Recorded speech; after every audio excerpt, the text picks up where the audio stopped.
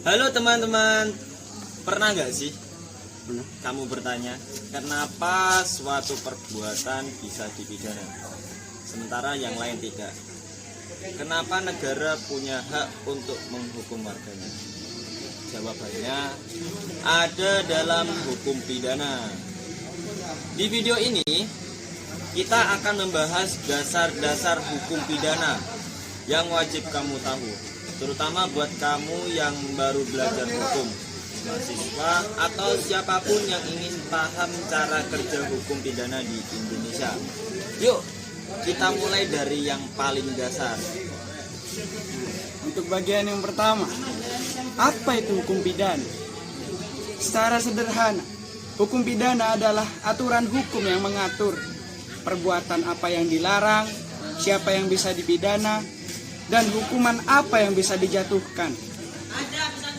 Para ahli hukum pidana itu seperti Mujadno menjelaskan bahwa hukum pidana berfungsi untuk yang pertama, menentukan perbuatan yang dilarang.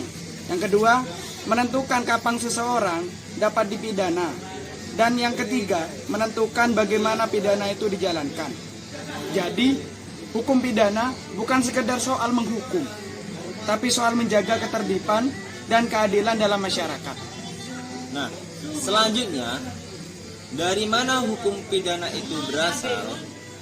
Di Indonesia sendiri, sumber hukum pidana itu terbagi menjadi 3. Yang pertama, Kitab Undang-Undang Hukum Pidana atau KUHP.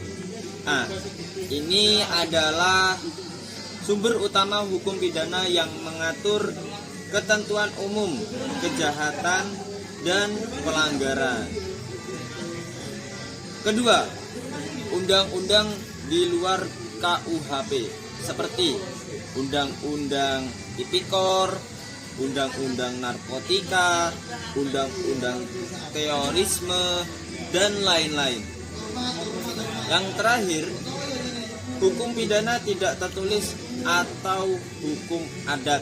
Nah, yang masih diakui sepanjang hidup dan sesuai dengan nilai keadilan masyarakat. Artinya, hukum pidana Indonesia tidak hanya tertulis di buku, tetapi juga hidup dalam masyarakat. Untuk bagian ketiga, asas-asas penting hukum pidana. Dalam hukum pidana, ada prinsip-prinsip dasar yang disebut asas hukum pidana. Dan yang paling penting adalah asas legalitas. Asas ini berbunyi, tidak ada perbuatan yang dapat dipidana tanpa undang-undang yang mengaturnya terlebih dahulu. Nah, artinya seseorang tidak boleh dihukum jika perbuatannya belum diatur sebagai tindak pidana saat perbuatan itu dilakukan. Selain itu, ada juga asas yang penting, Genstraf Zolden Zult, yang artinya tidak ada pidana tanpa kesalahan.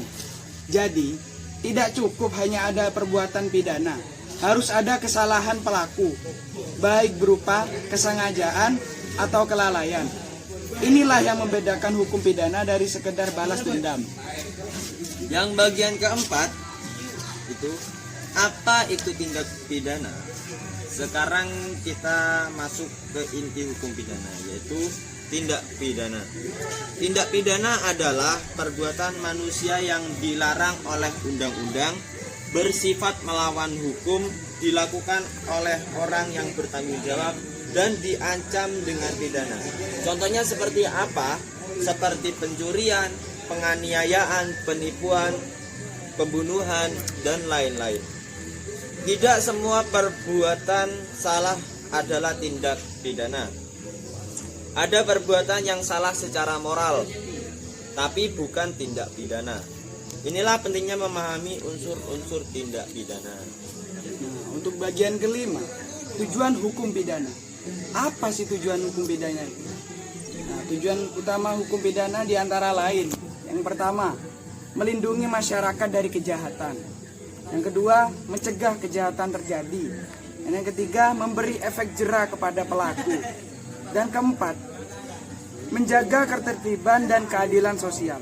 Jadi, hukum pidana bukan sekedar menghukum, tetapi juga mendidik dan melindungi.